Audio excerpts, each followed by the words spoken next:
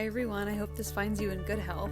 This learning is done in the merit of a refuah shlema, a complete healing for Chaya Simcha Yehudis Bas Zlata. Welcome to Emunah Until the Sunset. In these emails, I try to focus on ideas of Emunah and the Parshiot, the portions we read from the Torah. Emunah, generally translated as faith, can also be described as accustoming oneself to see all the phenomena of life as manifestations of God's presence. This week's Parsha is Shoftim. This week, Moshe continues his 5-week speech before Bnei Israel, the children of Israel, before they will enter Eretz Yisrael. He instructs them to appoint judges, Shoftim, and law enforcement officers, Shotrim, in every city. Moshe says the famous pasuk, "Justice, justice you shall pursue, tzedek, tzedek tirdof." Lots of further laws are given, such as prohibitions against idolatry and sorcery, the idea of a city of refuge, and also Torah guidelines for war. At the end of the Parsha, the laws of the Eglah Arufah are given. Okay, buckle in. This idea may kind of seem dense and unrelatable, but I promise it has a good, relatable payoff. The Eglah Arufah, which means the calf whose neck is broken, refers to the procedure enacted when a person is found dead of no known cause with no known murderer outside a city. If it's unclear which city the person died nearest to, Ziknei Ha'ir, the elders of each of the cities, must go out and see which city is closest.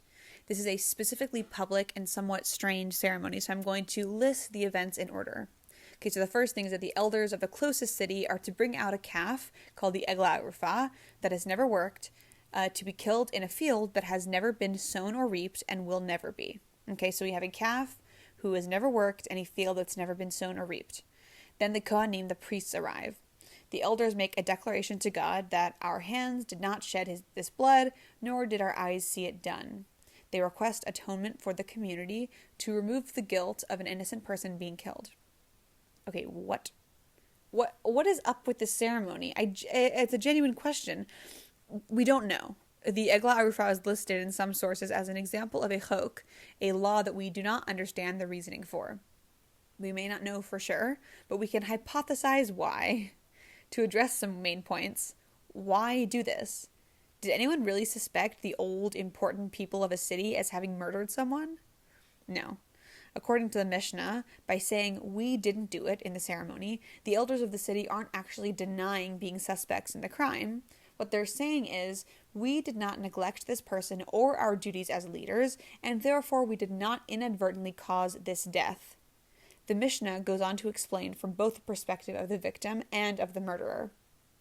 Regarding the victim, the elders are really saying the victim did not come to us asking for food, shelter, accompaniment out of the city, and we did not turn him away.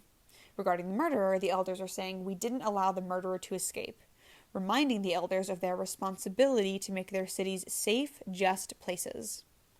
Now to the ritual. Why a calf? Why a calf who hasn't worked? Why a field that hasn't been sown/reaped and will never be sown/reaped?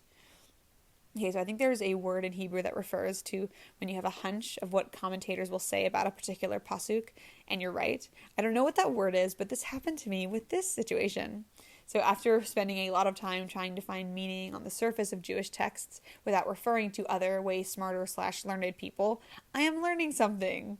I hypothesize that the calf, as an unworked animal, and the field, as an unsown, unreaped area, represents potential tragically cut short. Just like we will never know what the person who died would have accomplished, we stop the calf and the field from future productivity. This also shows the importance of every single life and the potential within all of us. Okay, but why all of this detail?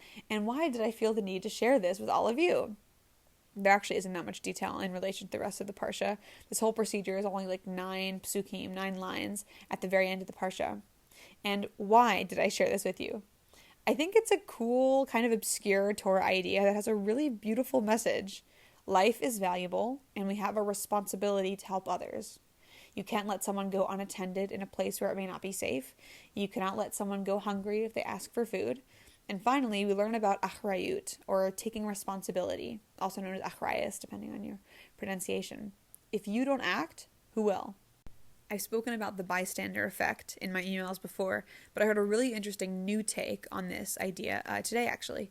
In the beginning of Shemot, of Exodus, while he was still living in Pharaoh's house in Mitzrayim, Moshe steps out one day and sees an Ish Ivri, a Hebrew slave, being beaten by an Egyptian taskmaster. The text says, he, Moshe, turned this way and that way, and he saw that there was no man, so he killed the Egyptian, and hid him in the sand. The common understanding is that Moshe looked around to see if anyone was there to see him commit the crime of killing the Egyptian. But according to the rabbi that I heard share this idea, some commentators question this.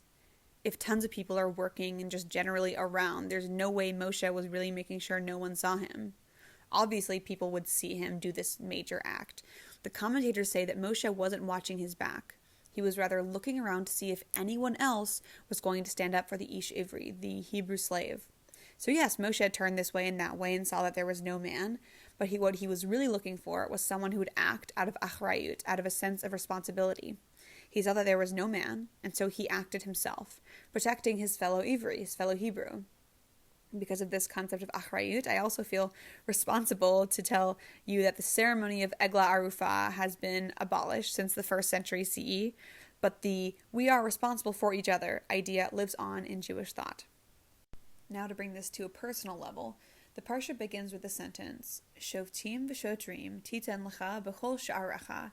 You shall set up judges and law enforcement officials for yourself in all your cities. Why the for yourself, lecha? If Moshe is speaking to the whole people, he should use the plural for you, lechem, but no. One of my amazing teachers from Neve Yerushalayim, Mrs. Sarah Slater, shared this idea in a shiur, a class this week. Rabbi Sholom Noach Berezovsky wrote in his Netivot Shalom that the singular lecha communicates something individual. It is the responsibility of the individual to guard their own gates. Again, we are talking about achrayut, taking responsibility, but the achrayut of ourselves. So the Torah is communicating that besides having judges for all of our cities, we should also appoint judges, lecha, for yourself. To go further into this pasuk, the word translated as cities actually means gates. Sha'arecha. We are being instructed to guard our gates, whether literal or metaphorical. In her shiur, Sarah connected this parsha to the Hebrew month of Elul that begins tonight. Elul is the month before Rosh Hashanah, the Jewish New Year, so therefore it's the last month of this year. Though it's the last month, it's also the gateway to the new year.